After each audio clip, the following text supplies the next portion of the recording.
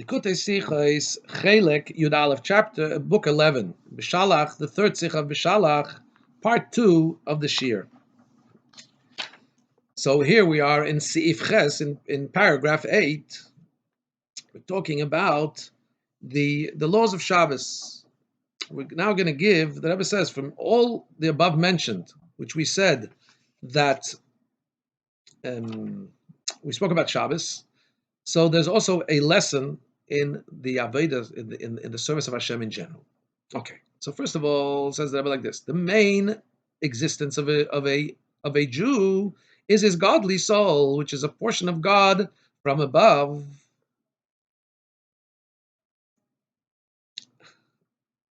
You may be, those of you who know a little bit more of Tanya may say, what do you mean? The main identity of a Jew for a tzaddik is his godly soul, but we know that even a Beinani and people that are even less than that, obviously for sure, their main identity. When I say I, it's really the main identity is the natural soul, the animal soul, the nefesh habamis.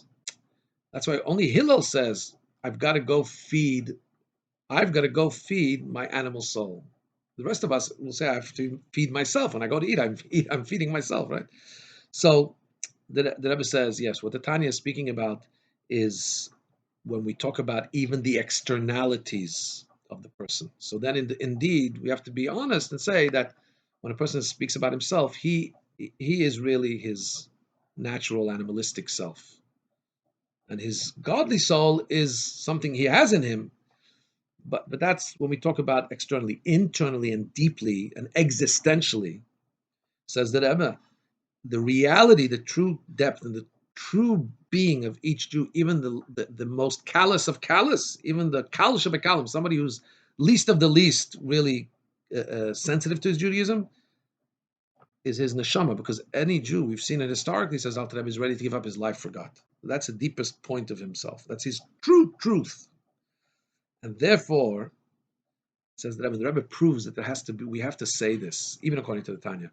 Because the Tanya says the only way you can really have Ahavas Yisrael, love your fellow Jew as yourself, is if the main thing about you is your soul. Because our bodies are different.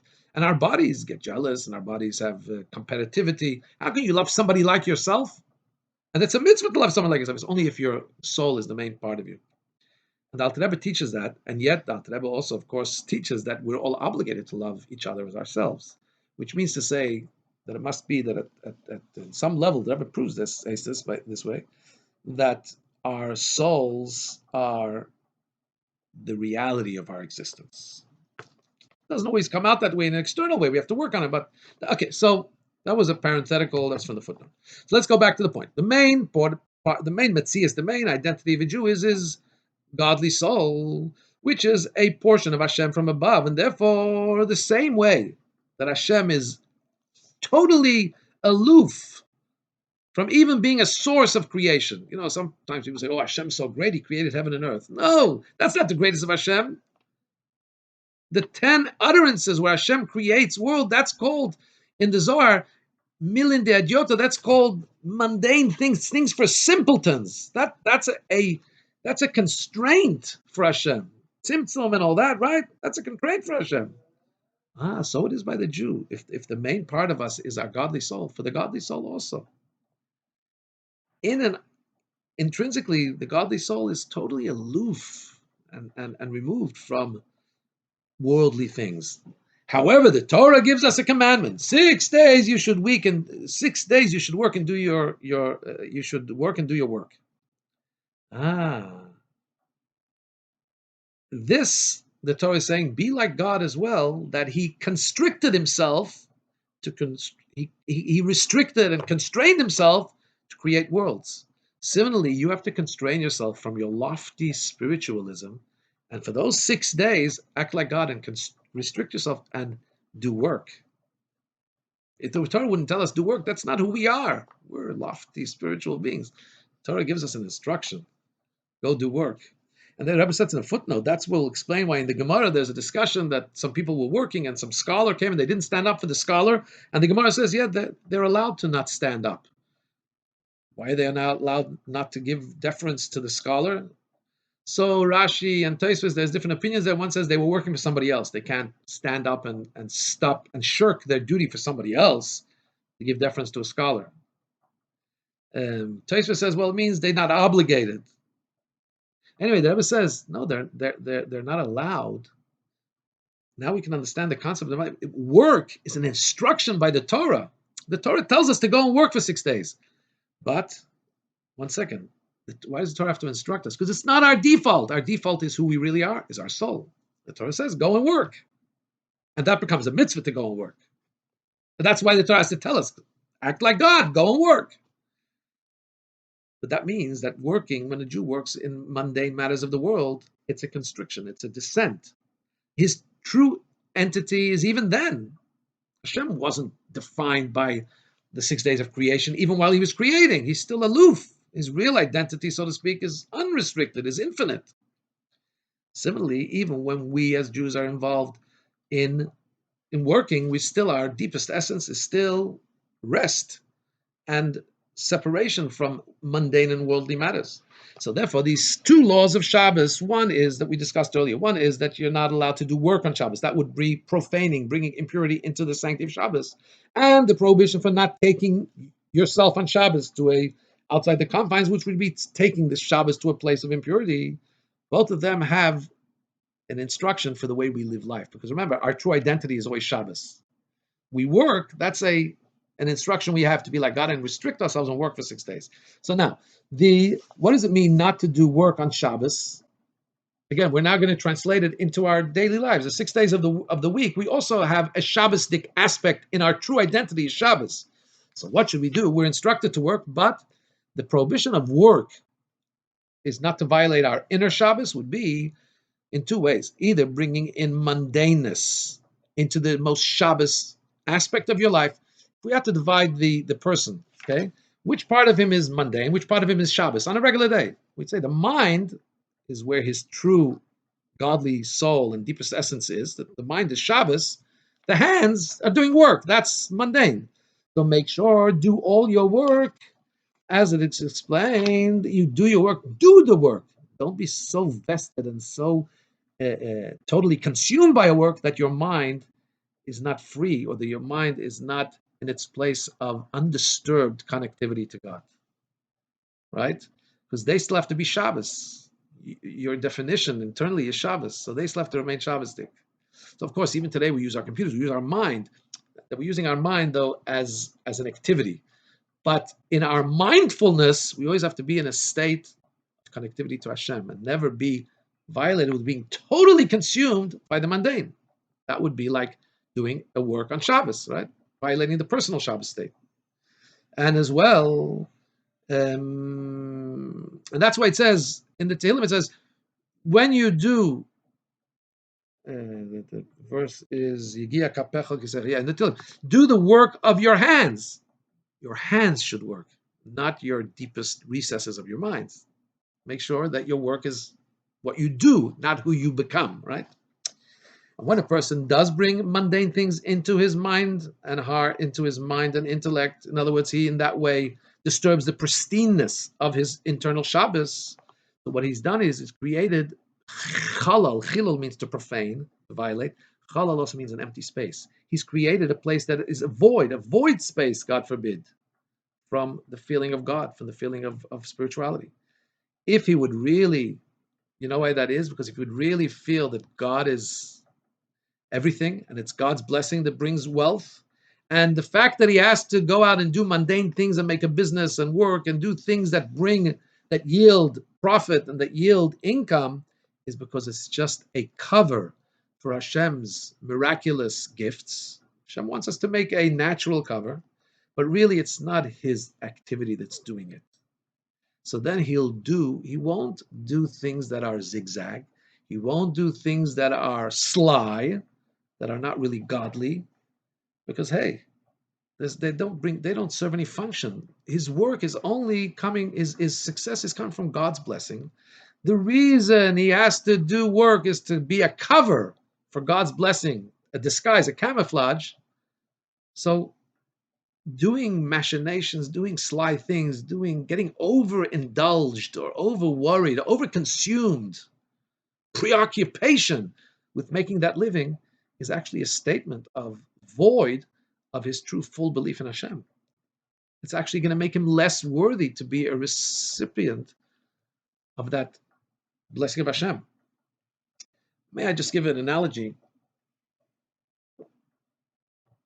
I believe the Rabbi gave in a talk. Imagine you write a check. There's a famous joke. Somebody comes and tells his kid, "Hey, stop writing checks." He says, he says, "Why? I still have checks. They're bouncing. Why?" He said, "I still have checks in my checkbook." The kid doesn't know yet. The checks in the checkbook are only good as if you have money in the bank. The blessing that God gives us, that's the money in the bank. Going to work is like writing a check. So you're going to write a big check and hurt what you have in the bank. If you're doing something that God doesn't say is fully kosher, you're not so being dishonest, God forbid, or working in a time you shouldn't work. Hey, you're messing with the money in the bank. So what do you think you're writing another check? It's going to get you more money? No. Similarly, when there's another prohibition, besides bringing a mundaneness and profaning, creating a void from your belief by doing work in a way that's unhealthy spiritually, where you believe too much in the work, not in the blessing of God that's behind it. There's another thing that's going out of the confines, which means on Shabbos would mean that even on Shabbos, you're not even allowed to walk outside the city confines. That would be like taking your feet, your more external faculties, and doing things that are not Torah mitzvahs oriented. Doing things that in your limbs all have to be doing the things that Hashem tells our Jewish limbs to be doing. Going outside the confines would be doing even worse, using your limbs, doing behaviors that are outside the realm of holiness. Okay, so this is now, just by the way, if you reframe Shabbos as being that, I'll give you an analogy that I think will help. If Shabbos is our default, and just because that's who we are, just like Hashem, He's unrestricted, and when we do work on Shabbos, not work on Shabbos, working during the week is kind of a constraint even for us. Then Shabbos is our natural state, straight. You know what you would feel on Shabbos? You ever put on a pair of shoes that's too tight, or socks that are very tight, you take them off? So on Shabbos, some people look at Shabbos, can't do this, can't do that. No. Shabbos is our default. When we have to go back to work, maybe you could say, but don't say, because Hashem wants you to work. It's a mitzvah to work, so you do it joyfully. You understand? It's a reframing. The last chapter in the Sikha, chapter 9. So now, the last Mishnah, we said, what did the Mishnah say? What did the Mishnah speak about? We spoke about doing work on Shabbos. Out of the confines of Shabbos, the Mishnah spoke. What happens if a bug, if an impure insect shows up in the Beis Hamikdash on Shabbos? Oh, so we're saying like this. What does this mean in the spiritual sense? An impure insect, it's not so bad. There are worse forms of impurity. Another form of impurity, God forbid, is if a person, there's certain forms of impurity that get connected, that come from the body, certain forms of impurity. An insect just flew in from somewhere and died or whatever. So it's not real cause for oy. In other words, to be really, but you got to get rid of it. You got to deal with it. So what happens if all of a sudden, because the world is not yet refined, something flies into your realm that's impure? What do you do about it? So it's not your fault. It's an insect that dropped dead just in your realm. Just came from the outside, this impurity. What do you do about it? Do you pick it up with your shirt and run it out quickly? Or do you wait and try and find something that's not going to become impure and deal with it then? So, in other words, do you actively try and get rid of it? So think about it and say, whoa, I got to get it out of my realm. Or do you try just to ignore it and say, I'm not going to touch it. I'm not even going to think about it. Right now, I'm going to delay it. I'm going to ignore it. And when the time comes that I'm able to deal with it, I'll make sure to get rid of it. When I'll find something that's not going to involve me. You see, the problem is when you deal with it right away, when you grapple with somebody, when you wrestle with somebody dirty, you'll also get dirty. So sometimes dealing with it is not the right thing. Sometimes you got to just keep it, put it aside, like the Alter Rebbe teaches. If you have thoughts of of depression about sin in the middle of your day, hey, says that's not the time for it. Say, make an appointment. Say, I'll deal with it at night. Deal with it in a time when it's not going to, because when you think about it, when you're supposed to be working, it's going to depress you. You're not going to do your work. Think about it at night. That's a time to make a calculation. So wait, even though the tumah, the impurity is going to stay there longer, but you're not going to make something else impure. You're not going to make your garments, your thought, your speech, your action impure. Wait till you have something like wood that's not going to get affected and get it out. However, these days says that we have to be careful about delaying things, because as we get closer to the coming of Mashiach, and there's no reason why Mashiach, all the time limits have passed. Mashiach just has to come, and it just depends on our final acts of tshuva, coming closer to God. So therefore, the Rebbe Rashab, the fifth Rebbe, wrote, we don't have the luxury to give things priority or non-priority. You got to just grab any opportunity that comes to us to do the right thing. Got to do it right away. So therefore, says the Rebbe that it's clear that we have to get rid of impurity right away, and we have, says the Rebbe, the schus, the privilege and the obligation, get rid of impurity as fast as we can. But how? Not by engaging negatively, but by spreading the light of the well springs of Hasidism, spreading them outside, and in this way, making Mashiach come speedily. And very interesting that how do you protect yourself even when you spread the well springs outside, that the outside doesn't affect you? The footnote that Rebbe quotes from a previous sikha that was taught in chapter 10, Beshalach 1, and that is that even when a person is out there outreaching, out there in the world, he has to make it permanently fixtured in his heart that he's only going out because that's what the one sending him wants. That's part of the mission.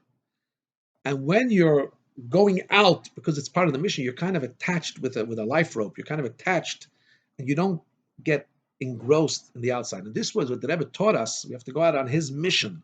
We all can join this mission. But when we go out knowing we are on his mission, that's the only reason we're engaging in the outside. We don't get enveloped by the outside.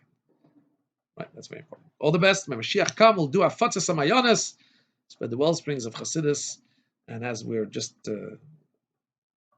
Mashiach should come right now.